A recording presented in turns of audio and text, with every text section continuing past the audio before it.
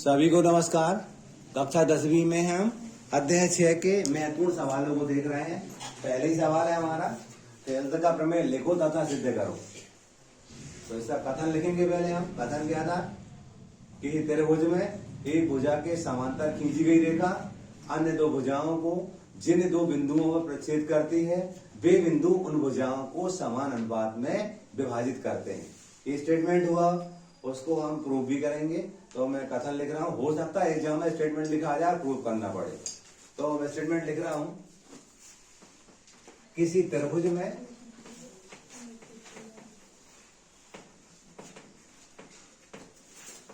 एक भुजा के समांतर खींची गई रेखा, एक भुजा के समांतर खींची गई रेखा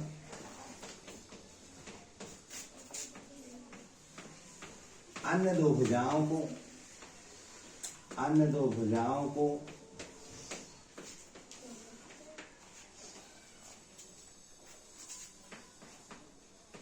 जिन दो बिंदुओं पर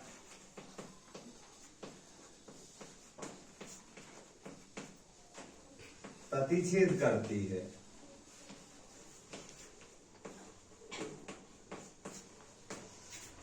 वे बिंदु उन भुजाओं को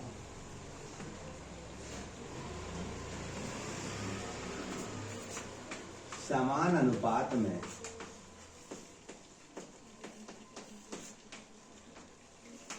विभाजित करते हैं।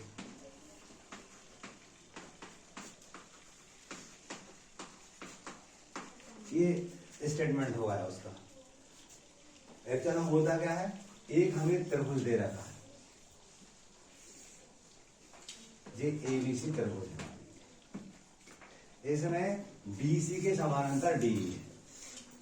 ये मान ले रहे हैं हम बीसी के समांतर डी है। यहाँ डी पॉइंट है हमारा और यहाँ ई पॉइंट है। जो डी है हमारी, ये बीसी के समानांतर है, तो मान लीजिए, ठीक है, ये समांतर है दोनों।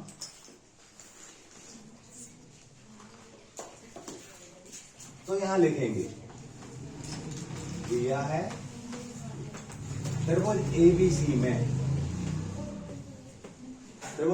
में डी समानांतर है किसके, बीसी के।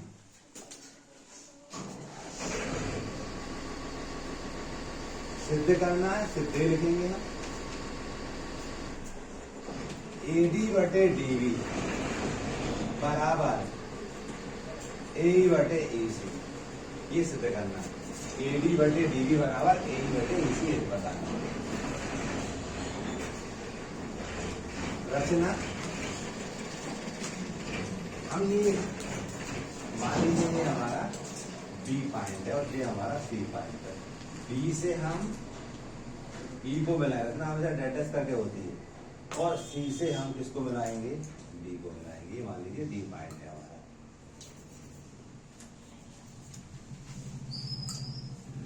यहां लिखा हमने बी से ई तथा सी से डी को मिलाया। और क्या करेंगे, हम एक लंब डालेंगे, ई से इस पर डालेंगे हम एन। हम लिखेंगे ई एन लंब है किस पर, ए बी पर। एक और यहां से और डालेंगे,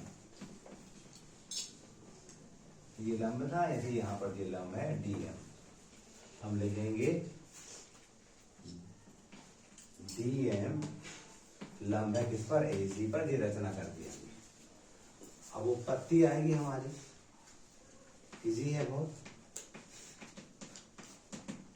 तो देखिएगा, त्रिभुज एडीई का क्षेत्रफल, एडीई का क्षेत्रफल, एडी देखिए ऊपर वाला, बटे त्रिभुज बीडीई का क्षेत्रफल, त्रिभुज बीडीई का क्षेत्रफल बराबर, सूत्र मालूम था, 1/2 आधार गुणित ऊंचाई।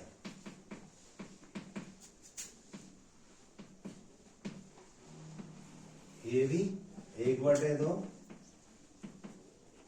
आधार गुणित ऊंचाई। 1/2 आधार क्या है, एडी का आधार क्या है, एडी होगा। भूल जाओ तो सिद्ध करने देख लो, आप एडी होगा, एडी लिखोगे। ऊंचाई क्या है आपकी, ऊंचाई आपको मालूम है, ये लंब जो है ई एन, क्या है ई एन, पूरे के बटे 1/2। नीचे वाले त्रिभुज का आधार क्या है, बीडी का, भूल जाओ तो यहाँ देख लो सिद्ध करने में क्या है, डीवी, यहाँ डीवी लिखा, ऊंचाई वही ई एन रहेगी। 1/2 से 1/2 कट जाएगा, ई एन से ई एन कट जाएंगे, ये हमारा आया एडी बटे डीवी, समीकरण नंबर 1 बन गया। ऐसे ही दूसरा और हम लेंगे, देखिएगा, त्रिभुज एडी का क्षेत्रफल बटे त्रिभुज कौन सा वाला, सीडी, ये वाला सीडी का क्षेत्रफल, त्रिभुज सीडी का क्षेत्रफल, वही सूत्र 1/2 आधार गुणित ऊंचाई, यहां पर भी 1/2 आधार गुणित ऊंचाई, 1/2 आधार क्या है, इसका आधार उधर वो, यहां देख लो ए हो जाएगा आधार, ए, ऊंचाई क्या है वो डीएम हो जाएगी,